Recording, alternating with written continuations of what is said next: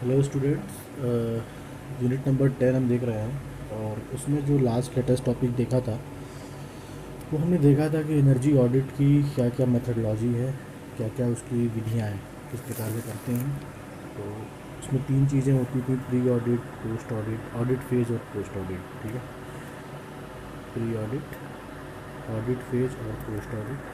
तो ये यहाँ पे डिस्कस थोड़ा सा हो चुका था, आप देख सकते हो। प्री ऑडिट, ऑडिट फेज और पोस्ट ऑडिट। प्री ऑडिट के बारे में मैंने बताया था कि प्री ऑडिट क्या होता है कि एक तरीके से सर्वे का काम होता है, इनिशियल लेवल पे होता है, जब प्रोजेक्ट हमारा शुरू होने वाला होता है उससे ठीक पहले जो साइट का विजिट होता है और उसमें क्या क्या चीज़ें होती हैं, ये सब हम लोगों ने चर्चा की थी। ठीक है, अगला हमारा टॉपिक जो होगा आज वो होगा ऑडिट फेज। ठीक है, ऑडिट फेज के बारे में। ऑडिट फेज कब करते हैं? देखो, जब भी हमारा प्रोजेक्ट रन करने लगता है, काम हमारा शुरू हो गया, ठीक है, और काम शुरू होने के दौरान, ठीक है, हम इसको रेगुलर बेसिस पे करते हैं और इसमें यूज करते हैं उन डाटाज़ को या उन चीज़ों को जो हमने प्री ऑडिट के दौरान किए थे। ठीक है, तो जैसे इसको आप यहाँ पे लिखा भी हुआ है कि आप इसको एक हफ्ते से लेकर कई महीने तक रेगुलर इंटरवल पे कर सकते हैं। इसके लिए अलग से कोई टाइम स्पेसिफिक नहीं होता है कि आपको इतने दिन में करना ही है। आप डेली अपने वर्किंग आवर के दौरान भी जा कर के इस ऑडिट को कर सकते हो। जैसे आप कोई काम कर रहे हो, ठीक है, और आपने आपने विज़िट किया अपने साइट का। ठीक है, सामान्यतः आपने 2 घंटे समय निकाले और आपने विज़िट किया, या वीकली आपने हफ्ते में एक दिन का समय निकाला और विज़िट किया, देखा कि क्या संयंत्र हमारे सही तरीके से कार्य कर रहे हैं, क्या ऊर्जा संतुलन की जांच हो रही है कि नहीं हो रही है, क्या प्रक्रिया इस्तेमाल हो रही है, उसमें क्या सुधार की गुंजाइश है। ठीक है, तो ये आप ऑडिट फेज जो है आप इंडिविजुअल भी कर सकता है, या ऑडिट फेज जो परीक्षक होता है, ऊर्जा लेखा परीक्षक होता है, उसके द्वारा भी की जाती है। ठीक है, उसमें क्या क्या चीज़ें शामिल होती हैं एक बार ये भी देख लेते हैं। ठीक है, जैसे उसमें क्या हम देखते हैं कि जो भी ऊर्जा की या स्रोत है, जैसे ग्रिड है या जनरेटर है, जहाँ पे मान लो आप पावर प्लांट की बात करते हो, तो पावर प्लांट में ऊर्जा का स्रोत क्या होता है? जनरेटर होता है, और ये हमें ग्रिड से मिलता है। ठीक है, ये हमारी बिजली प्रोड्यूस होने के बाद ग्रिड पे जाती है। ठीक है, तो उसकी क्या स्थिति है, इसकी जानकारी लेंगे। क्या डेटा टैरिफ, मतलब क्या हमारे लागत आ रही है ऊर्जा की। ठीक है, क्या बिजली का बिल या हमारा कॉस्ट आ रहा है। ठीक है, तो इसकी हम ऑडिट कर सकते हैं। ठीक है, और जैसे संपीड़ित हवा है, कंप्रेस्ड एयर है, स्टीम भाप है, पानी है, कूलिंग वाटर, कूल्ड वाटर है ना, ये सब इस्तेमाल करते हैं। तो इसका क्या वितरण हो रहा है, किस प्रकार से डिस्ट्रीब्यूशन हो रहा है, और क्या डिस्ट्रीब्यूशन होने के बाद क्या हम इसमें क्या गुंजाइश है जहाँ पे हम ऊर्जा की बचत कर सकते हैं। ठीक है, कैसे, मतलब कि एक बार हम कोई चीज़ इस्तेमाल कर लेते हैं, सपोज हमने भाप को इस्तेमाल कर लिया, और भाप को इस्तेमाल करने के बाद क्या दोबारा उस भाप को इस्तेमाल किया जा सकता है। ठीक है, पानी हमने जो इस्तेमाल किया, क्या दोबारा उसको हम इस्तेमाल कर सकते हैं। ठीक है, तो इस पर किस प्रकार की सर्विसेज मिल रही हैं ये चर्चा कर सकते हैं। ठीक है, डायग्राम वगैरह देख करके जो प्रवाह भी आरेख बना सकते हैं कि क्या क्या हमारी रिक्वायरमेंट है, क्या प्रक्रिया प्रोसेस फॉलो किया जा रहा है। ठीक है, कच्चा माल, ठीक है, मध्यवर्ती उत्पाद, मतलब कि क्या क्या हमारे पास सह उत्पाद बन रहे हैं जो अन्य उद्योगों के लिए इस्तेमाल हो सकते हैं। एग्जाम्पल के लिए जो फ्लाई ऐश होती है, जो थर्मल पावर प्लांट में जो कोयला जलता है, ठीक है, वो कोयला क्या होता है, जब जलने के बाद जो उसकी राख बचती है ना, उसको हम सीमेंट इंडस्ट्री में इस्तेमाल कर लेते हैं। ठीक है, तो इसी प्रकार से होगा ये वाला पॉइंट कि अगर कोई हमारे पास वेस्ट निकलता है, क्या उसको हम कहीं इस्तेमाल कर सकते हैं अदर इंडस्ट्री में। ठीक है, तो ये चीज़ें हो गई, ये डिस्कस यहाँ कर लेते हैं। ठीक है, और किस प्रकार की ऊर्जा खपत हो रही है। ठीक है, क्या क्या उपकरण वहाँ पे हैं, जो प्रमुख उपकरण है, क्या वो सही तरीके से अपना कार्य कर रहे हैं या नहीं कर रहे हैं। ठीक है, इसके बारे में एक जनरल आइडिया, एक जनरल इंस्पेक्शन होना चाहिए, और इसी के बारे में ये पूरा पॉइंट है। और कुछ कुछ डाटा आपको इकट्ठा करना, क्या क्या डाटा इकट्ठा करना, ये डाटा भी इकट्ठा करने हैं। जैसे कच्चा माल क्या है, उसके प्रकार क्या है, जो हमारे ऑपरेटर्स या उपकरण लगे हुए हैं टेक्निकल, ठीक है, उनकी किस प्रकार से प्रयोग किए जा रहे हैं। ठीक है, यानी उनकी क्षमता क्या है, उनका आउटकम क्या है। ठीक है, ये सब चीज़ें, और जो हमारी क्षमता क्या है उसका हम पूर्णतः इस्तेमाल कर रहे हैं या नहीं कर रहे हैं। ठीक है, किस प्रकार का कचरा हमें मिल रहा है, कचरे की मात्रा क्या है, ठीक है। तो कचरा भी एक तरीके से वेस्ट की तरह, हम जब वेस्ट होता है उसको दोबारा यूज भी हम कर सकते हैं, ठीक है। ठंडा पानी, भाप, बिजली, संपीड़ित हवा, मतलब इसकी क्या कंडीशन है, मतलब कैसे इसको जब प्राप्त किया जा रहा है तो किस प्रोसेस से प्राप्त किया जा रहा है, तो क्या वो एफिशिएंट है या नहीं, दक्ष है या नहीं, ठीक है। तो एक बेसिक जानकारी यहाँ से लेना है। तो ये कब होता है, जब इंडस्ट्री हमारी रन करने लगती है ना, मतलब कच्चा माल हुआ, ईंधन हुआ, पानी, तेल, बिजली की आवश्यकता कब होती है, या मशीन हमारी कब ऑपरेट करती है, जब हमारी इंडस्ट्री रन करने लगती है, मतलब चलने लगती है, प्रोडक्शन हमारा शुरू हो जाता है। तो उस फेज में जो ऑडिट होता है उसको ऑडिट फेज कहते हैं, ठीक है। तीसरा होता है बेटा पोस्ट ऑडिट फेज। जब ऊर्जा ऑडिट, जब ये लास्ट स्टेज होता है, ठीक है। लास्ट स्टेज मतलब क्या होता है कि यहाँ पे आपको सीधे सीधे एक तरीके से जो आपने ऑडिट फेज किया है, ठीक है, लास्ट में आपको मॉनिटरिंग करते हैं, ठीक है। मॉनिटरिंग करने के बाद कुछ फीडबैक बनते हैं, फीडबैक, ठीक है। फीडबैक बनने के बाद एनर्जी का हम कैलकुलेशन करते हैं कि क्या प्रोजेक्ट में जो हमने एक एजम्पशन लेके चले थे कि इतनी हमारी ऊर्जा खपत होनी चाहिए थी, इतनी हमारी बचत होनी चाहिए थी, या जो भी हमने एक कैलकुलेशन किया था उस पर किस प्रकार का परिवर्तन हमको दिखाई दे रहा है, ठीक है, या कुछ में डिफरेंसेस ज़्यादा आ रहे हैं जो आपने कैलकुलेट किया और जो आपने मान के चला था कि हमारा जब इंडस्ट्री हमारा होगा, रन करेगा, तो ये होना चाहिए था, ठीक है। जैसे तो उसके लिए क्या हुआ, आपको डाटा इकट्ठा करना पड़ेगा, ठीक है। तो मॉनिटरिंग करेंगे आप, ठीक है। पहले का डाटा आपके पास होगा स्टार्टिंग का, यहाँ पर भी आप मॉनिटरिंग करेंगे, उसकी व्याख्या करेंगे। तो ये तब होता है जब हमारा लास्ट स्टेज होता है, जब हमको फाइनल एक इवेल्युएशन करना होता है, एक एक कहते हैं ना कि गणना करनी होती है फाइनली कि क्या हमको लाभ हुआ या हानि हुआ, या हमने अपने सही प्रकार से प्रोजेक्ट को रन कराया क्या नहीं कराया, उसमें कुछ कमियां तो नहीं रह गई, ठीक है। क्या क्या वहाँ पे और हम गुंजाइश थी हमारे पास करने की, ठीक है। ये सब चीज़ें हैं। और क्या नए कार्य को शुरू करना चाहिए या कुछ उसको कुछ समय के लिए, जैसे आपने इंडस्ट्री रन कराया, ठीक है, और आपने ऑडिट कराया, पोस्ट ऑडिट काम होने के बाद फिर आप कैलकुलेशन करते हो कि क्या हमको अगला प्रोजेक्ट शुरू करना चाहिए या नहीं शुरू करना चाहिए, क्या उसमें कुछ सुधार की गुंजाइश है, अगर सुधार की गुंजाइश है तो उसको हम सही करेंगे। तो ये सब काम ही होता है ऊर्जा लेखा परीक्षक का, जो आपको इस चीज़ के बारे में बताएगा, ठीक है। अगर आपको लगा कि नहीं यार हमारा इंडस्ट्री में थोड़ी हमारी मशीनें हैं वो ज़्यादा लॉस में चल रही थी, तो आप बिल्कुल अपने प्रोडक्ट रन नहीं कराओगे, तो आप क्या करोगे, आप देखोगे कि क्या उसको रिप्लेस किया जा सकता है या किस टेक्नोलॉजी पे हम अपनी टेक्नोलॉजी को चेंज करेंगे, है ना। तो फाइनली यही है कि अच्छे तरीके से इसकी पैमाइश कर लेना, अच्छी तरह से समझ लेना कि क्या प्रोजेक्ट कंप्लीट होने के बाद दोबारा इसको रन करा सकते हैं या नहीं करा सकते हैं, ठीक है। और अगर आपको लगता है कि नहीं, मतलब मॉनिटरिंग करने के बाद, डाटा इकट्ठा करने के बाद, सब कुछ करने के बाद सब कुछ सही है, तो बिल्कुल हम चलेंगे, नेक्स्ट प्रोजेक्ट भी इसमें रन करेगा। तो इसी के बारे में ये मेंशन करता है। फाइनली जो हम एक मॉनिटरिंग करते हैं, मॉनिटरिंग मतलब ये होता है ना निगरानी करना, ठीक है। एक निगरानी करेंगे, उसका फीडबैक देंगे, ठीक है, फीडबैक देंगे और ये देखेंगे कि क्या फर्दर इसमें कुछ सुधार की गुंजाइश है, और अगर है तो उसको इम्प्लीमेंट करेंगे, ठीक है। तो ये काम होता है ऊर्जा लेखा परीक्षक का, ये एक स्टेज होता है। अब एक टॉपिक आता है कि एनर्जी ऑडिट इंस्ट्रूमेंट्स, ठीक है। इंस्ट्रूमेंट्स हमारे पास क्या है, जैसे कोई भी ऊर्जा लेखा परीक्षक है तो वो किसी साइट पे चलता है या कहीं भी है, वो किसी जगह काम कर रहा है, चाहे वो इंडस्ट्री में है चाहे वो कहीं भी है, उसके पास कुछ अपने इंस्ट्रूमेंट्स होने चाहिए। जैसे डॉक्टर के पास स्टेथोस्कोप होना चाहिए, ब्लड प्रेशर नापने की मशीन, इलेक्ट्रीशियन के पास फ्लास्क, टेस्टर, ऐसे है ना। तो ऐसे कुछ इंस्ट्रूमेंट्स होते हैं जो एक एनर्जी ऑडिट के काम आते हैं, चाहे वो ऑडिट के व्यक्ति के पास होना चाहिए या फिर वो एनर्जी ऑडिट के काम ओवरऑल आते हैं। तो बहुत सारे ऐसे इंस्ट्रूमेंट हैं जो एक ही इंडस्ट्री के लिए स्पेसिफिक होते हैं, ठीक है। जैसे मैं एग्जांपल दूं, कहीं ताप का मापन हमको 50 डिग्री सेल्सियस करना है, कहीं ताप का मापन हमको 200 डिग्री सेल्सियस करना है, और कहीं ताप का मापन 50 डिग्री सेल्सियस करना है। तो दोनों के लिए ताप नापने के तरीके अलग अलग हैं, ठीक है। सबको आप थर्मामीटर से नहीं नाप सकते हो, थर्मामीटर भी डिफरेंट डिफरेंट टाइप के थर्मामीटर्स होंगे, ठीक है। तो जैसे जैसे हमारी इंडस्ट्री बदलेगी वैसे वैसे हमारे तरीके बदलेंगे, हमारे इंस्ट्रूमेंट्स बदलेंगे। तो कुछ बेसिक इंस्ट्रूमेंट्स क्या क्या होते हैं इसके बारे में थोड़ा यहाँ पे हमें को डिस्कस करना है, ठीक है। अब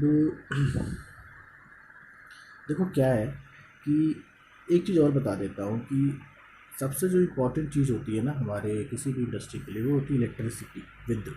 और विद्युत में कुछ पैरामीटर होते हैं। पैरामीटर मतलब समझ लो कि जैसे वोल्टेज एक पैरामीटर है, करंट, धारा, ठीक है, पावर फैक्टर, है ना, ये सब पैरामीटर है, ठीक है। और पावर हुआ, ठीक, सब पैरामीटर है। तो बेसिक चीज़ है कि आपको पता होना चाहिए कि हमारी जैसे इंडस्ट्री है, जैसे हमारा कोई कंपनी है जहाँ प्रोडक्शन हो रहा है, तो उसकी डिमांड कितनी इलेक्ट्रिसिटी कंज्यूम करेगा, ठीक है, ये आपको पता होना चाहिए, ठीक है। क्या वहाँ से कोई गैसेस निकल रही है, क्या कोई वेस्ट गैस निकल रही है क्या, जो इन्वायरमेंट को हार्म कर सकती है, नुकसान पहुँचा सकती है, ये पता होना चाहिए, ठीक है। तो शुरुआत करते हैं सबसे पहले इलेक्ट्रिकल मेजरिंग इंस्ट्रूमेंट से, ठीक है। इस इलेक्ट्रिकल मेजरिंग इंस्ट्रूमेंट मतलब यहाँ पे इलेक्ट्रिकल टर्म्स की चीज़ों को हम कैलकुलेट करेंगे, ठीक है। जैसे पावर नापना है, करंट नापना है, वोल्टेज नापना है, पावर फैक्टर नापना है, फ्रिक्वेंसी नापनी है, ठीक है। तो इसके लिए आपके पास ऐसे इंस्ट्रूमेंट, मोटर की स्पीड नापनी है, ठीक है। तो कैसे आपके पास इंस्ट्रूमेंट होने चाहिए जो आपके पास ये सब चीज़ें कैलकुलेट कर सकें, ठीक है। अब आपको पावर नापनी है, पावर भी मैंने बता चुकी है, 3 प्रकार की पावर होती है। तो किस तरह का पावर नापना है, तो किस तरह का पावर फैक्टर मीटर इस्तेमाल करेंगे। फ्रीक्वेंसी नापनी है तो फ्रीक्वेंसी मीटर का इस्तेमाल करते हैं। करंट नापनी होती है तो अमीटर का इस्तेमाल करते हैं। वोल्टेज नापना है तो वोल्ट मीटर का इस्तेमाल करते हैं। पावर फैक्टर नापना, पावर फैक्टर मीटर होता है, ठीक है। तो ये जो इलेक्ट्रिकल के मापदंड होते हैं या जो इलेक्ट्रिकल की चीज़ें होती हैं उसको नापने के लिए हम इनका इस्तेमाल करते हैं, ठीक है। अब एक होता है बेटा फ़ारेट, ठीक है। फ़ारेट का काम क्या होता है, तो फ़ारेट बेसिकली क्या करता है कि एक रासायनिक प्रक्रिया के तहत ये ऑक्सीजन या कार्बन डाइऑक्साइड के पैमाने को पढ़ता है, ठीक है।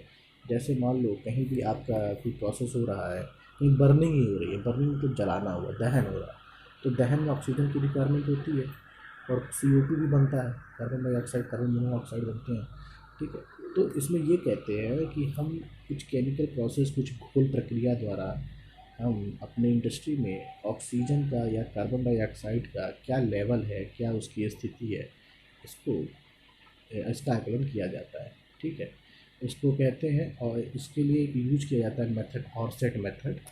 तो ऑरसेट मेथड का इस्तेमाल किया जाता है और इस प्रक्रिया में जो अभिकर्मक का इस्तेमाल करते हैं इस फेराइट प्रोसेस, इस फेराइट के द्वारा, उसका नाम है पोटेशियम हाइड्रोक्साइड, KOH, ठीक है। पोटेशियम हाइड्रोक्साइड का इस्तेमाल करते हैं जो गहरे रंग का होता है, लाल रंग का होता है, ठीक है।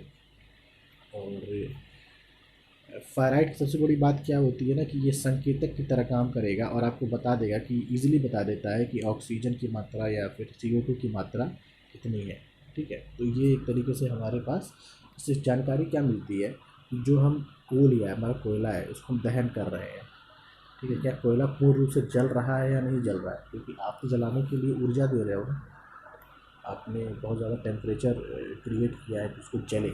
तो कम्प्लीटली अगर जले या नहीं कोयला तो आपका तो क्या है, आपकी ऊर्जा का ह्रास होगा, आपका नुकसान होगा, ठीक है, क्योंकि वेस्ट बढ़ जाएगा।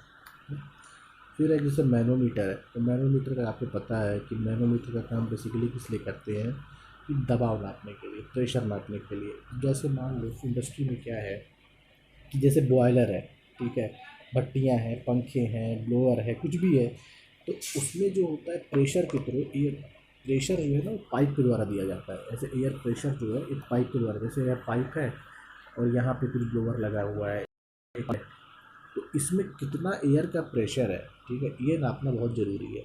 कभी कभी क्या होता है कि एयर प्रेशर की जो ये पाइप्स होती है ना, पाइप चोक हो जाती हैं। चोक मतलब कि कुछ न कुछ यहाँ पे पार्टिकल्स वगैरह आ जाते हैं, जैसे कोल के पार्टिकल्स ही आ जाते हैं, कोयले वाले, या कुछ ऐसा चोक हो जाता है। तो उस केस में क्या होता है, प्रॉपर फ्लो नहीं हो पाता है, ठीक है। या कभी कभी प्रेशर बहुत ज़्यादा होता है तो पाइप के फटने का खतरा होता है कि पाइप कभी भी ब्लस्ट कर सकता है।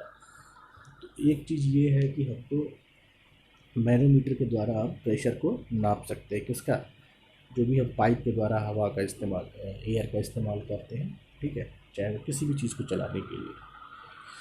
तो इसमें क्या है, कुछ नहीं करना है। एक पिटोट ट्यूब होता है, इन्होंने बताया है कि पिटोट ट्यूब क्या होता है, उसको पिटोट ट्यूब को जब हम किसी छेद के लाइन में जब ले जाते हैं और मॉनिटरिंग होल के पास उसको ले जाते हैं तो वो हमको सीधे पैरामीटर बता देता है, एक रीडिंग बता देता है, ठीक है। और रीडिंग के तहत हम पता चल जाता है कि हमारी ये रीडिंग आ रही, प्रेशर कितना है। तो बस आपको मोटा मोटा ये जानना था इसमें क्या होता है। अब देखो होता है कि एक कंबशन गैस एनालाइज़र, तो कंबशन गैस एनालाइज़र इसे नाम से ही क्लियर है, यहाँ पे दहन होता है, ठीक है। दहन किसका? गैसों का। तो मैंने बताया कि जब भी कोई क्रिया होती है इंडस्ट्री में, फिर रासायनिक क्रिया होती है, तो बहुत सारे गैसेस भी निकलती हैं, बहुत सारी विक्रियाएँ होती हैं, ठीक है। जैसे यहाँ पे CO2 है, कार्बन मोनोऑक्साइड है, नाइट्रोजन ऑक्साइड है, सल्फर डाइऑक्साइड है, ठीक है।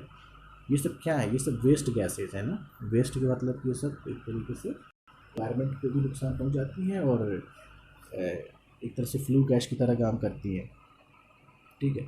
तो हमको ये पता होना चाहिए कि क्या गैस जो हम इस्तेमाल कर रहे हैं या जो भी हम कंपोनेंट चला रहे हैं, क्या टोटली कंबशन हो रहा है, टोटली उसका दहन हो रहा है।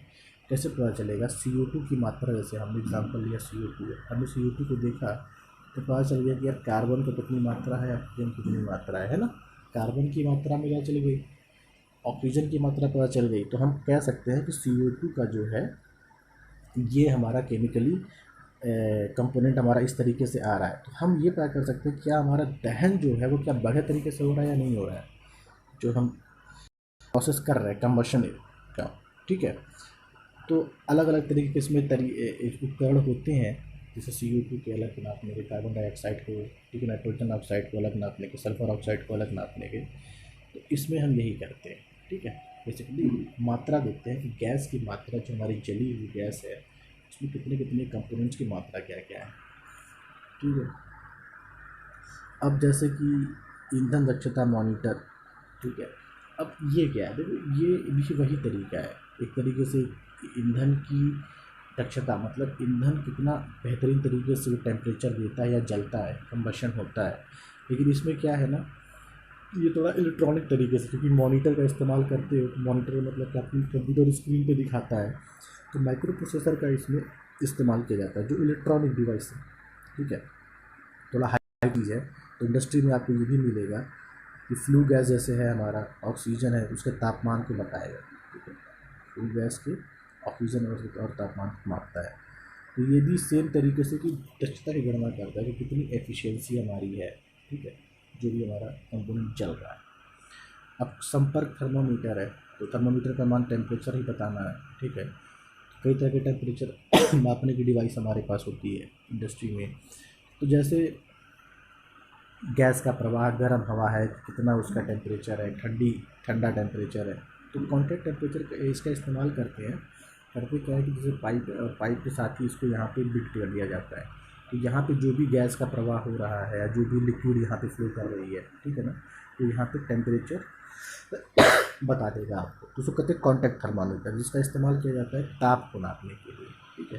ताप को नापने के लिए इसका इस्तेमाल किया जाता है, ठीक है। और होता है एक ultrasonic flow meter. Ultrasonic flow meter क्या होता है? देखो, फ्लो मतलब क्या हुआ? प्रवाह। तो ये तो प्रवाह नापने के काम आता है, ठीक है, प्रवाह नापेगा। प्रवाह मतलब किसका? देखो प्रवाह या तो तरल का होगा या तो गैस का होगा। जैसे लिक्विड है, अगर तरल है, ठीक है, प्रवाह हो सकता है, या गैस का प्रवाह हो सकता है, ठीक है, कोई भी गैस हो सकती है, हवा हो सकती है। अल्ट्रासोनिक फ्लो मीटर एक एडवांस तरीका है फ्लो को नापने का। इसमें क्या करते हैं ना, अल्ट्रासोनिक रेज होती है, रेडिएशन होती है, विकिरण। अगर आपने पढ़ा होगा अल्ट्रासोनिक, अल्ट्रासाउंड वगैरह जो लोग कराते हैं उसमें यही होता है। अल्ट्रासोनिक मतलब एक तरह का वेव है, एक तरह का विकिरण है। इसको क्या करते हैं, जैसे मान लो हमारी पाइप ये हमारी पाइप है, ठीक है। इस पाइप की डायरेक्शन में, मान लो इस डायरेक्शन में फ्लो हो रहा है, तो हमने क्या किया ना कि दो किया, इसके डायरेक्शन में एक करंट का फ्लो कराया, इसके डायरेक्शन में एक फ्लो कराया, इस डायरेक्शन में ये फ्लो करेगा अल्ट्रासोनिक वेव, और एक इसके अपोजिट डायरेक्शन में फ्लो कराया। हमने दो डायरेक्शन में अल्ट्रासोनिक रेडिएशन किया, ठीक है, एक धारा की दिशा में और एक धारा के विपरीत दिशा में, ठीक है। धारा मतलब फ्लो की विपरीत दिशा में। और फिर हम दोनों का रिलेटिव टाइम देखते हैं, मतलब इस दिशा में जो जा रहा है हमारा फ्लो और इस दिशा में जो विकिरण जा रहा है, इन दोनों के बीच का टाइम इंटरवल देखते हैं। जब टाइम इंटरवल देखते हैं तो पता चला कि टाइम इंटरवल हमें अलग अलग मिलेगा। अलग अलग टाइम इंटरवल पे हमको एक पैटर्न समझ में आता है कि इसकी डायरेक्शन और इसकी डायरेक्शन के बीच की स्पीड क्या है, ठीक है। और उस आधार पे हम ये कहते हैं कि ये जो फ्लो है, इस फ्लो के प्रवाह का दर क्या है, प्रवाह की दर क्या है, तो ये जानकारी हम प्राप्त कर लेते हैं, ठीक है। अब ये दो प्रकार का होता है, एक होता है पारगमन समय होता है और एक होता है डॉपलर होता है। पारगमन और डॉपलर, ठीक है। पारगमन को हम ट्रांजिट टाइम अल्ट्रासोनिक रेडिएशन भी कहते हैं। देखो इसमें अंतर क्या होता है ना, अंतर सिर्फ इतना होता है कि जो ट्रांजिट टाइम होता है वो बहुत ही ज़्यादा सरल होता है। जैसे मान लो एकदम पानी है, ठीक है ना, साफ पानी है, उसका प्रवाह नापना है, ठीक है, तो वहाँ पे हम इस्तेमाल करेंगे ट्रांजिट टाइम वाला, ठीक है, पारगमन वाला। और जहाँ पे थोड़ा अशुद्धि वाला है हमारे पास, जैसे कीचड़ टाइप की चीज़ें होती हैं जिसमें थोड़ी बहुत सारे मिक्स गैसेज होती हैं, थोड़ा लिक्विड भी है, गैसेज भी हैं, ठीक है, थोड़ा गंदे तरल पदार्थ होते हैं ना, तो उनके लिए हम इस्तेमाल करते हैं डॉपलर वाला, ठीक है। इतना बस जान लेना, 2 लाइन और इसमें लिख सकते हो कि जो पारगमन या ट्रांजिट वाला होता है वो हमारा साफ तरल के प्रवाह को नापता है, ठीक है, उसकी निगरानी करता है। और डॉपलर वाले में हम क्या करते हैं, जो हमारा जो गंदा तरल होता है, थोड़ा अशुद्धि होती है, उसके लिए जो बेनिफिट ज़्यादा अच्छे से मॉनिटरिंग करता है, ठीक है। इससे हम प्रवाह की गणना कर लेते हैं अल्ट्रासोनिक रेडिएशन से या अल्ट्रासोनिक रेस के द्वारा। अब आता है कि थर्मामीटर का एक और टाइप है, ठीक है, वो है कि गैर संपर्क इंफ्रारेड थर्मामीटर। अब जैसे कि एक थर्मामीटर हमने ऊपर देखा, वो संपर्क वाला था, ठीक है, संपर्क वाला था। कांटेक्ट मतलब संपर्क मतलब क्या कि जैसे हमको पाइप है ना, हमारे पाइप से कांटेक्ट किया तो हम सीधे बता देगा यार ये टेम्परेचर दे रहा है ना, 100 डिग्री सेल्सियस है तो बता दिया, ठीक है। लेकिन जब टेम्परेचर उसका ज़्यादा होता है, ज़्यादा मतलब कि जैसे मान लो हमारे पास भट्टी है, ठीक है ना, भट्टी का टेम्परेचर बहुत ज़्यादा होता है ना अंदर का, जहाँ फर्नेस है, जहाँ जल रहा है, ठीक है, तो फर्नेस का टेम्परेचर जब ज़्यादा होता है तो वहाँ पे तो डायरेक्ट कॉन्टैक्ट थर्मामीटर को भेज नहीं सकते, तो ये तरीका इस्तेमाल करते हैं वहाँ पे इंफ्रारेड थर्मामीटर का, ठीक है। इंफ्रारेड थर्मामीटर एक तरह का, इंफ्रारेड क्या, एक तरह का रेज है, जैसे अल्ट्रासोनिक रेज है या विकिरण है, वैसे ही इंफ्रारेड जो है एक तरह का विकिरण है जिसको हिंदी में बोलते हैं अवरक्त विकिरण, ठीक है, अवरक्त विकिरण। तो इसको संपर्क पे नहीं लाते हैं, इसको अवरक्त विकिरण का हम इस्तेमाल करते हैं, ठीक है। इसमें होता क्या है बेसिकली ना कि हम जैसे जहाँ पे हमको टेम्परेचर नापना होता है, ठीक है, वहाँ पे एक लेंस के द्वारा हम क्या करते हैं, लेंस का इस्तेमाल करते हैं इस थर्मामीटर में। और क्या होता है कि वहाँ से जो रेडिएशन निकलती है, किससे, फर्नेस से, भट्टी से, उसको डिटेक्ट करता है लेंस, ठीक है। और वहाँ पे हम क्या करते हैं कि जो डिटेक्शन मिलता है टेम्परेचर का, उसको हम विद्युत संकेतक या इलेक्ट्रिकल सिग्नल में चेंज कर देते हैं। ये बहुत इंपॉर्टेंट चीज़ होती है कि मैक्सिमम इंडस्ट्री में आपको यही मिलेगा कि किसी भी फिजिकल यूनिट को, फिजिकल मतलब किसी भौतिक अवस्था में ताप दाब को, ठीक है, ताप दाब आदि को हम विद्युत सिग्नल में चेंज कर लेते हैं, इलेक्ट्रिकल सिग्नल में चेंज कर लेते हैं, जो हमारे लिए मॉनिटरिंग करना भी आसान होता है और इस पर क्रिया करना भी आसान होता है, समझना भी आसान होता है, ठीक है। तो इसमें यही होता है कि लेंस होता है, ठीक है, डिटेक्टर ऊर्जा एक, वहाँ पे हमको जो भी संकेतक मिला, टेम्परेचर हमको जो भी सेंस हुआ लेंस के द्वारा, लेंस क्या करेगा, लेंस सेंस कर लेगा वहाँ पे जो टेम्परेचर, तो उसको क्या करेगा फिर ये इलेक्ट्रिकल सिग्नल में कन्वर्ट कर देगा। और जब कन्वर्ट कर देगा तो आपकी जो स्क्रीन है, कंप्यूटर की स्क्रीन है, वहाँ पर टेम्परेचर इलेक्ट्रिकल सिग्नल के फॉर्म में आपको मिल जाता है, ठीक है। इसका इस्तेमाल आप जनरली वहाँ करते हो जहाँ पे टेम्परेचर बहुत ज़्यादा होता है, ठीक है, 400-500 से ऊपर ही टेम्परेचर होता है। जैसे भट्टियाँ होती हैं, थर्मल पावर प्लांट, जहाँ कोयला को जलाते हैं और उससे हम भाप बनाते हैं, ठीक है, तो वहाँ पे इस्तेमाल करते हो। जैसे कोई इस तरह की इंडस्ट्री है जहाँ पे ये हो रहा है, ओर का मतलब अयस्क के द्वारा धातु को निकाला जाता है, परिष्कृत किया जाता है, जैसे आयरन है, हाँ, लोहा है, निकल है, कोबाल्ट है ना। तो जब इनका हम शुद्धिकरण करते हैं, इनको शुद्ध करके एक अयस्क से धातु निकालते हैं, तो उसमें भी बहुत ज़्यादा टेम्परेचर की आवश्यकता पड़ती है। तो कुछ ऐसे प्रोसेस होते हैं जहाँ पे हाई टेम्परेचर की आवश्यकता है, जहाँ कॉन्टैक्ट का इस्तेमाल नहीं किया जा सकता है, वहाँ इंफ्रारेड थर्मामीटर होता है। ठीक है, चलो अगला है थर्मोग्राफी। थर्मोग्राफी में क्या होता है ना, देख लो, थर्मोग्राफी जो है ये भी एक तरीके का क्या करता है, नाम से ही क्लियर है, थर्मोग्राफी है, मतलब टेम्परेचर का सेंस ये भी करता है। ठीक है, अब जो कि ग्राफी है तो बेटा ग्राफ के रूप में करेगा, मतलब कि जैसे कोई भी हमारे पास इंफ्रारेड थर्मल मॉनिटरिंग के द्वारा, जैसे मान लो कहीं भी ठंडी या गर्म सरफेस है, ठीक है, इससे जो रेडिएशन निकलता है, जो विकिरण निकलता है, इसको सेंस करेगा। उस सेंस को क्या करने के बाद इसको विद्युत सिग्नल में संबंधित चेंज करेगा और आपके मॉनिटर पे आपको एक स्क्रीन पे ग्राफ के फॉर्म में दिखा देगा। ठीक है, ग्राफ के फॉर्म में दिखाएगा, चाहे इस तरीके से चाहे इस तरीके से, जो भी ग्राफ आप बना लो उस फॉर्म में दिखाएगा। तो एक सेंस यहाँ से बनता है कि ये भी एक तरीके से जो इंफ्रारेड थर्मल हमने पढ़ा ना, उसी तरीके से ये काम करता है। ठीक है, मतलब वहाँ पे गैर संपर्क होता है और यहाँ भी गैर संपर्क होता है। हम डायरेक्ट कांटेक्ट में नहीं लाते हैं, हम गैर संपर्क रूप में लाते हैं।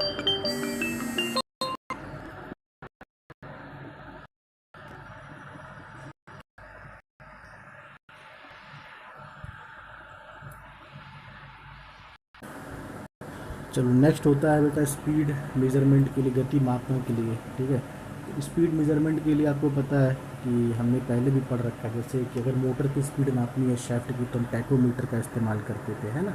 स्ट्रेबोस्कोप होता है, टैकोमीटर होता है। ठीक है, गति नापनी है हवा की तो एनीमोमीटर, वहाँ पे हम पढ़े थे, एनीमोमीटर होता है। ठीक है, तो अलग अलग की जगह पे गति मापने के लिए अलग अलग हमारे पास तरीके होते हैं। ठीक है, जैसे जहाँ जहाँ इसकी रिक्वायरमेंट होती है उस हिसाब से हम यहाँ पे करते हैं। ठीक है, तो जैसे आरपीएम नापना है तो हमारे पास स्ट्रेबोस्कोप भी होता है। ठीक है, तो गति मापने का हमारे पास इंस्ट्रूमेंट होना चाहिए। ठीक है, साइक्रोमीटर क्या होता है, देखो साइक्रोमीटर भी एक तरीके से वही काम करता है जो थर्मामीटर करता है। ठीक है, लेकिन इसके साथ क्या क्या है ना कि तापमान का हम उपयोग करने के साथ ही साथ यहाँ पे हम ह्यूमिडिटी का भी, मतलब आर्द्रता का भी हम मापन करते हैं। आर्द्रता मतलब कि ह्यूमिडिटी। ठीक है, तो इसका भी मापन होता है तो साइक्रोमीटर द्वारा। जैसे नमी, मॉइस्चर की भी हम मापन कर लेते हैं। ठीक है ना, जैसे मान लो कि अगर कहीं सिंपल सी बात, हमें कहीं सूखी गैस एकदम ड्राई एयर है ना, सूखा एकदम हवा इस फ्लो में कराना है, अगर इसमें कुछ मॉइस्चर के पार्टिकल्स हैं और आपको पता है कि आपकी मशीन को वो या आपके ऑब्जेक्ट को परेशान या रोकेंगे, ठीक है, डिस्टर्ब करेंगे, तो आपको पता होना चाहिए कि इसमें मॉइस्चर कितना है, इसमें आर्द्रता कितनी है। ठीक है, तो उस आर्द्रता को रिमूव करने का काम हम दोबारा कर सकते हैं। ठीक है, दूर करना तभी हो पाएगा जब पता चलेगा कि हमारे पाइप में कितना मॉइस्चर है एयर के साथ साथ। तो इस तरीके साइक्रोमीटर का इस्तेमाल हम वहाँ करते हैं। ठीक है, फिर लक्स मीटर होता है बेटा। लक्स मीटर आपको पता है कि किस तरीके से प्रकाश में जो तीव्रता है, कितना ज़्यादा लाइट इंटेंसिटी आ रही है, इसको हम मापन करते हैं। ठीक है, जैसे कोई भी लाइट है कितना ज़्यादा आपके सरफेस पे इम्पैक्ट डाल रही है, कितना प्रभाव डाल रही है। ठीक है, तो उसके लक्स मीटर का इस्तेमाल किया जाता है ना। और एनर्जी मीटर आपको पता है, बेसिकली जो इलेक्ट्रिसिटी है उसको हम ऊर्जा मापने के काम करते हैं। ठीक है, जो हमारे घर में कोई एनर्जी मीटर लगा है वही इसका एग्जांपल है। तो कितने बिजली का हम कंजम्पशन कर रहे हैं, कितनी बिजली का इस्तेमाल कर रहे हैं, इसके हिसाब से एक एनर्जी मीटर हमारे पास होता है। ठीक है, तो यही इसमें बेसिक चीज़ें हैं और कुछ है नहीं। तो आप 4-5 पॉइंट है, इसको सबके बारे में 2-4 लाइन लिख लीजिएगा, समझ लीजिएगा। ठीक है, चलो तब तक के लिए ना ही, फिर आगे लेक्चर करेंगे कि रिपोर्ट कैसे बनाते हैं, इसके बारे में क्या प्रारूप होना चाहिए। ठीक है, थैंक यू सो मच।